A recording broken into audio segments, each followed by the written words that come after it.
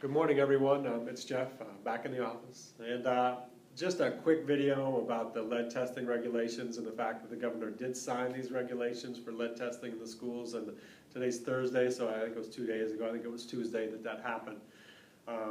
And so just to review, there are some changes, some things that we didn't expect that are in this regulation. It does not follow the EPA 3T guidelines the way we expected it to.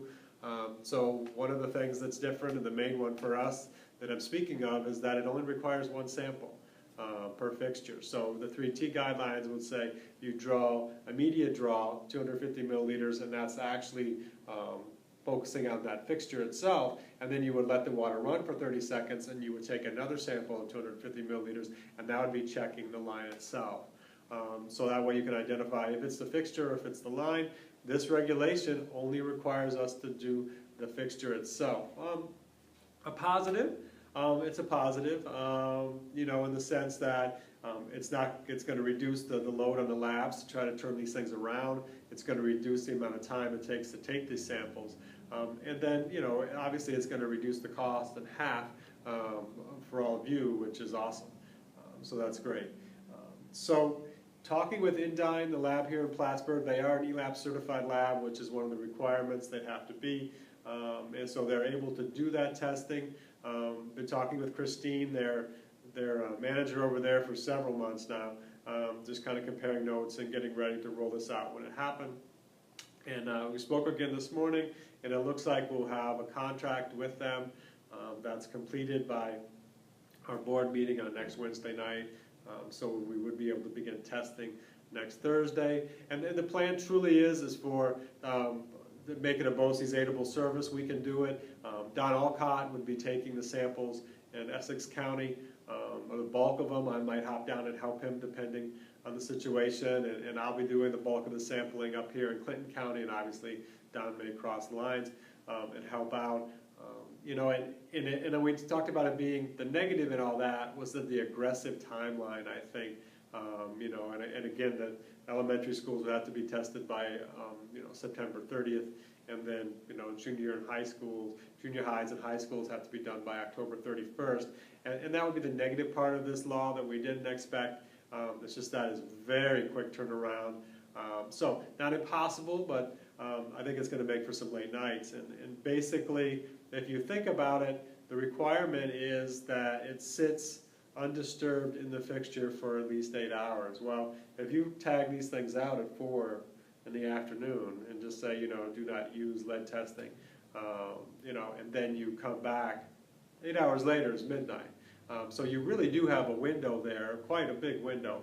So I mean, even if we had to flip our days and nights for a couple of days, you know, we'll be able to get a lot of these samples done in a short period of time.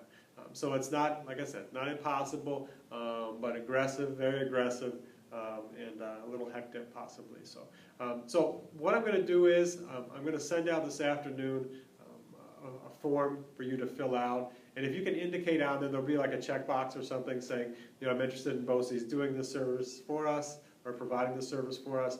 And then it'll have obviously your district name on there, and then it'll have buildings, a spot for the building name. And if you could put down the building name, and it may be Maine K through 12, depending if you're a single building district. But if not, just put the name of the building and then the number of fixtures that you have and need to be tested. So at least we have a ballpark, so we can kind of look at, okay, scheduling wise, this is it. But then also to give, you know, Indyne a heads up as to how many containers we're going to need, sampling containers that we're going to need. And you know, they're just not set up, the labs around here are not set up to do that kind of testing themselves. They don't have technicians to go out and do those things. So we're going to have to do the testing and then transport those containers to them, and then they'll take it from there. So that number gives them an idea of how many containers they need to collect for us to make sure we're not scrambling at the end trying to find some, because obviously there's going to be a run on containers, I have a feeling, around the state. So, so yeah, so if you would just identify, you know, the building name, how many locations you have that need to be tested within that building, and again, you're testing all your drinking fountains, you're testing the faucets that you have in the cafeteria that are used for cooking, and then you are testing other locations like the nurse's office faucet, because there are kids that go in there and they take their medication there. And you might have another location or two if you really think about it, like maybe there's a faucet in the teacher's lounge that's used to make coffee. So I mean, really, if you think about that, I can't imagine there are going to be too many different ones like that or unusual ones. But think about that. See if we can identify those things too. Get this all done at one time, so we don't have to go back later on and pick up things we missed. So take a few minutes and really think about what those extra outliers may be. And then if you could return that form to me in the next 48 hours, that would be great. Just again, so we can get that to Indine so they can start collecting all that stuff. And I know she's already getting stuff together, so that's great. If you have any questions about on what locations you should test, feel free to call me or text me or email me, whatever you'd like to do.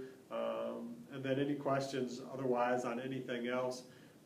There will be a BOCES aidable service, obviously, if we're doing it. No hard feelings if you want to do it yourself, absolutely no problem. If you have questions, even if you want to do it yourself and you have questions, obviously feel free to give me a call. All right. Well, take care. Have a good day. I'll talk to you all soon. Thank you.